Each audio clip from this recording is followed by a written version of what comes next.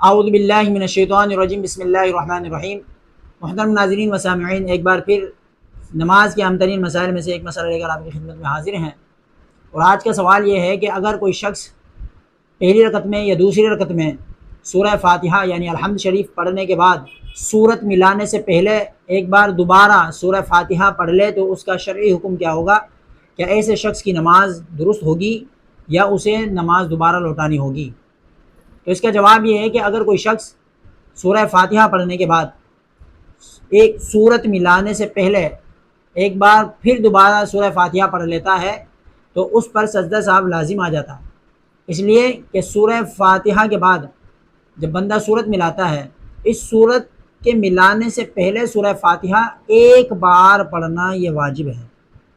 ایک بار سے زیادہ اگر پڑھی تو پھر سورہ فاتحہ 2 مرتبہ یا 2 سے زائد پڑھی تو اس سے سجدہ سہو لازم آ جاتا ہے، اور اگر سجدہ سہو نہ کیا جائے تو نماز ہی نہیں ہوتی۔ لہٰذا اگر کوئی شخص سورہ فاتحہ اگر اس نے پڑھ لی ہے اور پھر اس کے بعد سورت ابھی نہیں ملائی تو پھر اسے دوبارہ سورہ فاتحہ پڑھنے کی ضرورت نہیں ہے، اس لیے کہ اگر دوسری مرتبہ پڑھے گا سورت نہیں ملائے گا، سورہ ملانے سے پہلے 2 مرتبہ پڑھ لیتا ہے تو اس کی نماز درست نہیں ہوگی، کیونکہ سجدہ سہو لازم آ جائے گا۔ اور اگر وہ سورت ملانے کے بعد یعنی سورہ فاتحہ پڑھ لی پھر اس کے بعد سورت بھی ملا لی،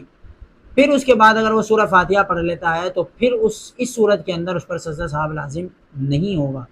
اللہ تبارک و تعالی سے دعا ہے کہ اللہ تبارک و تعالی ہمیں احکام شرع سمجھنے اور اس پر عمل کرنے کی توفیق مرحمت فرمائے۔ وما علینا الا البلاغ المبین۔ حسبي ربي جل الله ما في قلبي غير الله نور محمد صلى الله